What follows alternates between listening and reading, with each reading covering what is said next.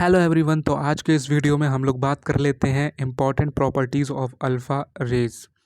अब देखो यार, कोई भी न्यूमेरिकल जब आप फिजिक्स में सॉल्व करते हो तो कहीं पर आपको अल्फ़ा रेज दिखते हैं, अल्फ़ा पार्टिकल्स दिखाई देती हैं।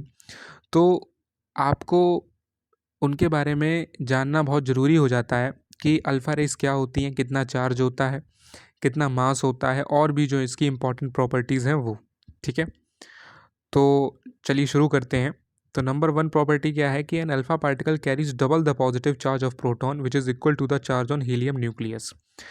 देखो, सबसे पहले तो आपको क्या समझना है कि जो अल्फा पार्टिकल होता है वो हीलियम न्यूक्लियस होता है, इतनी बात समझो।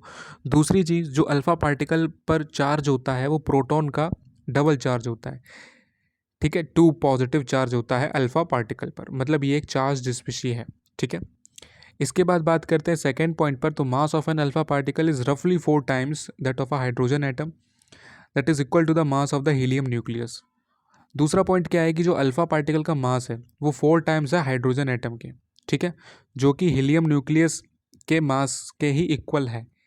मतलब सारी चीज़ें, चाहे चार्ज देख लो चाहे मास देख लो, हीलियम न्यूक्लियस से मैच करता है, इसीलिए जो अल्फा पार्टिकल है वो हीलियम न्यूक्लियस होता है। ठीक है, इसके बाद बात कर लेते हैं थर्ड पॉइंट, जो कि अल्फा पार्टिकल की वेलोसिटी के बारे में है। तो काफ़ी हाई वेलोसिटी होती है, 1.4 इंटू 10⁻⁷ से लेकर के और 2.1 इंटू 10⁻⁷।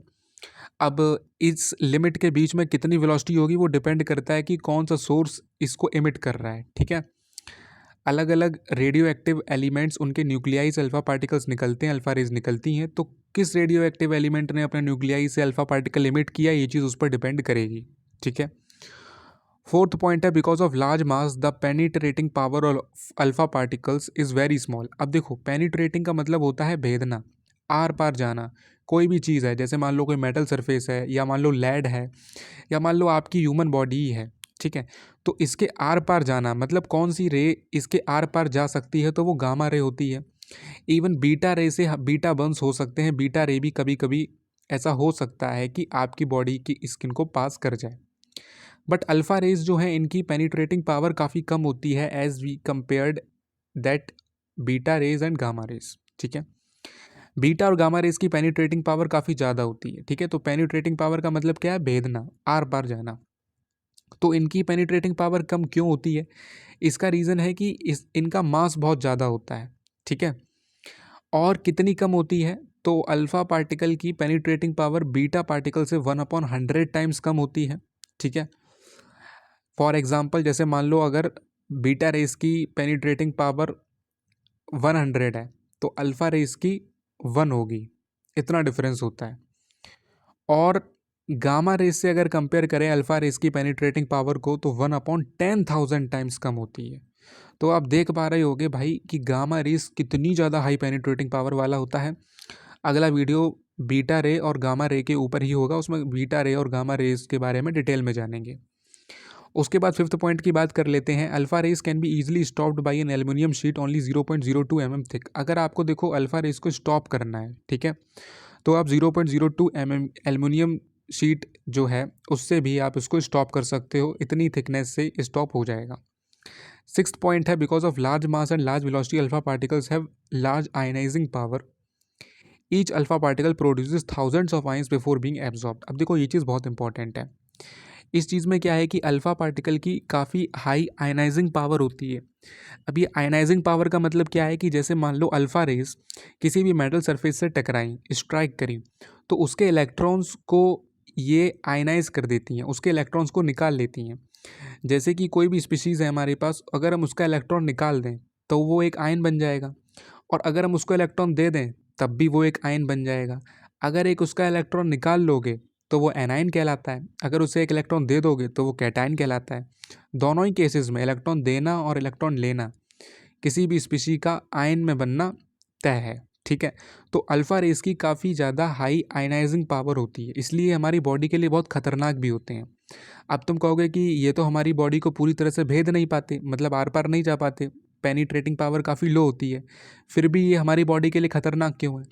क्योंकि यार देखो, हमारी बॉडी में जो डीएनए होता है और भी जो सेल्स हैं, ठीक है, लेकिन अगर मैं डीएनए की बात करूं जो कि हेरिडिटरी के लिए सबसे ज़्यादा रिस्पॉन्सिबल होता है, आपने जैसा बायोलॉजी में पढ़ा होगा अगर आप बायोलॉजी के स्टूडेंट हो तो, और अगर बायोलॉजी के स्टूडेंट नहीं भी हो तो रेडियो बायोलॉजी में ये टॉपिक होता है, और इसको आप समझ सकते हो with the help of physics कि अल्फ़ा पार्टिकल क्यों खतरनाक होते हैं, क्योंकि इनकी आयनाइजिंग पावर ज़्यादा है। जैसा मैंने बताया, जब ये हमारी बॉडी के साथ इंटरेक्ट करते हैं, ये बात सही है कि ये हमारी बॉडी को पूरी तरह से पेनिट्रेट नहीं कर पाते, पूरी तरह से हमारी बॉडी के आर पार नहीं जा पाते, बट अगर इनका इंटरेक्शन डीएनए के साथ में हो गया, देन डीएनए में जो फॉस्फोडाइस्टर लिंकेज होता है, दैट इज़ जो बॉन्ड होती है डीएनए में, अब मैं ज़्यादा बायोलॉजी में डीप में नहीं जाऊँगा, बस इतना समझो कि डीएनए में जो बॉन्ड होती है उसे फॉस्फोडाइस्टर बॉन्ड कहते हैं।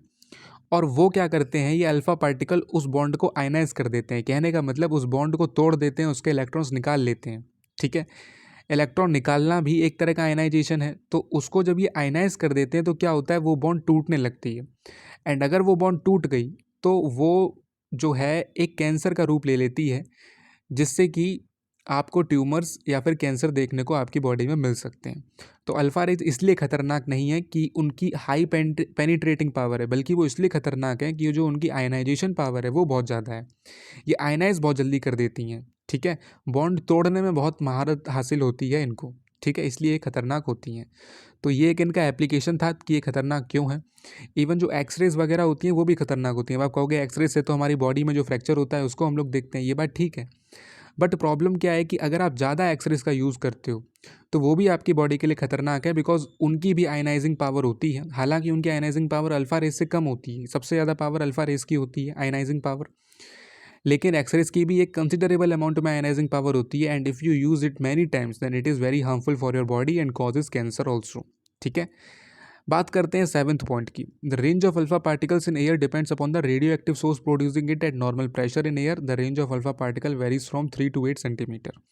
अब प्रोजेक्टाइल मोशन में आप रेंज पढ़ते हो, वही ये रेंज है कि अल्फा पार्टिकल की जो रेंज है वो डिपेंड करता है कि कौन सा रेडियो एक्टिव सब्सटेंस उसे प्रोड्यूस कर रहा है। जैसा मैंने वेलोसिटी के केस में बताया था कि कौन सा रेडियो एक्टिव सब्सटेंस अपने न्यूक्लियाई से उसे प्रोड्यूस कर रहा है, बट तब भी जो एक जनरल रेंज होती है अल्फा पार्टिकल की एयर में वो 3 to 8 सेंटीमीटर तक की होती है।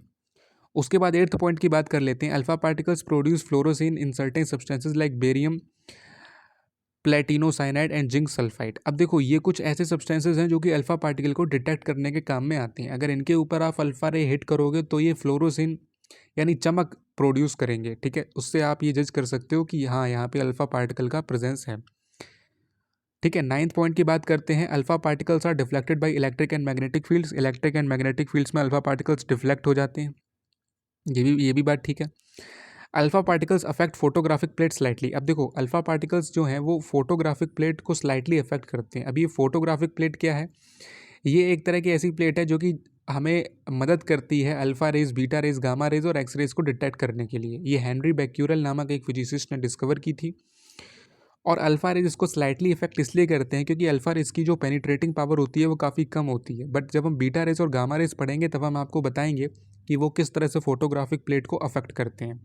बस अभी के लिए आप इतना समझ लो कि जो अल्फा रेज होती हैं वो फोटोग्राफिक प्लेट को स्लाइटली अफेक्ट करती हैं, मतलब कोई ज़्यादा अफेक्ट आपको फोटोग्राफिक प्लेट पर अल्फा रेज के द्वारा नहीं दिखेगा। 11th पॉइंट की बात करते हैं। Alpha particles are scattered while passing through thin metal foils. Most of the alpha particles are scattered at small angles, but a few of them are scattered at an angle more than 90 degree also. अब जो Rutherford model of atom था वो शायद आपको यहाँ से याद आ गया होगा 11th पॉइंट से, जो आपने 9th क्लास में पढ़ा होगा कि भाई जब उन्होंने अल्फा पार्टिकल की रे गोल्ड फॉइल पर डाली थी तो most of the alpha particles क्या थे, स्कैटर्ड हो गए थे। ठीक है, तो वही चीज़ बताई गई है किस तरह से अल्फा पार्टिकल्स जो हैं वो स्कैटर्ड हो जाते हैं जब वो किसी थिन मेटल फॉइल से जाके स्ट्राइक करते हैं। ठीक है, और वहीं से रदरफोर्ड ने ये चीज़ जानी थी कि भाई ऐसा क्यों हुआ, क्योंकि अल्फा पार्टिकल के ऊपर पॉजिटिव 2 चार्ज होता है, और जब वो जाकर के न्यूक्लियस से टकराता है, गोल्ड के न्यूक्लियस से, गोल्ड फॉइल का जो न्यूक्लियस था उससे जाके जब अल्फा रेज टकराती हैं तो क्या होता है, न्यूक्लियस के ऊपर भी पॉजिटिव चार्ज होता है। भाई पूरे न्यूक्लियस के ऊपर पॉजिटिव चार्ज होता है कि नहीं होता, बताओ। और अल्फा रेस के ऊपर भी 2 पॉजिटिव चार्ज है, तो दोनों आपस में क्या है, सेम चार्जेस हैं, रिपेल करते हैं। इसलिए most of the alpha rays क्या होती हैं, स्कैटर्ड हो जाती हैं। तो वही चीज़ ये भी एक अल्फा पार्टिकल की प्रॉपर्टी है, और इसी प्रॉपर्टी के माध्यम से, इसी प्रॉपर्टी के बेसिस पर रदरफोर्ड ने अपना मॉडल ऑफ एटम दिया और न्यूक्लियस की खोज की। 12th पॉइंट है। Alpha particles cause Burns on the human body. वही जो मैं बोल रहा हूँ कि अगर ये आपकी बॉडी से स्ट्राइक करे तो अल्फा बर्न्स जिन्हें हम बोलते हैं वो आपको एक्सपीरियंस हो सकते हैं। 13 पॉइंट है कि alpha particles on being stop producing heating effect. अगर आप अल्फा पार्टिकल्स को स्टॉप करोगे तो ये हीटिंग इफेक्ट प्रोड्यूस करेंगे। जाहिर सी बात है भाई, लगभग लगभग बोल रहा हूँ, अप्रॉक्सीमेटली लाइट की जितनी स्पीड कोई चीज़ अपने साथ लेके चल रही है, उस स्पीड से ट्रैवल कर रही है, उसे आप एकदम स्टॉप करोगे तो जाहिर सी बात है उसमें हीटिंग इफेक्ट प्रोड्यूस होगा ही होगा। ठीक है, so this is all about alpha particle and I hope that it will crystal clear to you. And next video जो होगा वो बीटा रेज और गामा रेज के ऊपर होगा। भाई समझ में आया हो तो प्लीज़ अपना प्यार ज़रूर दें, चैनल को सब्सक्राइब जरूर करें। बहुत बहुत धन्यवाद वीडियो देखने के लिए।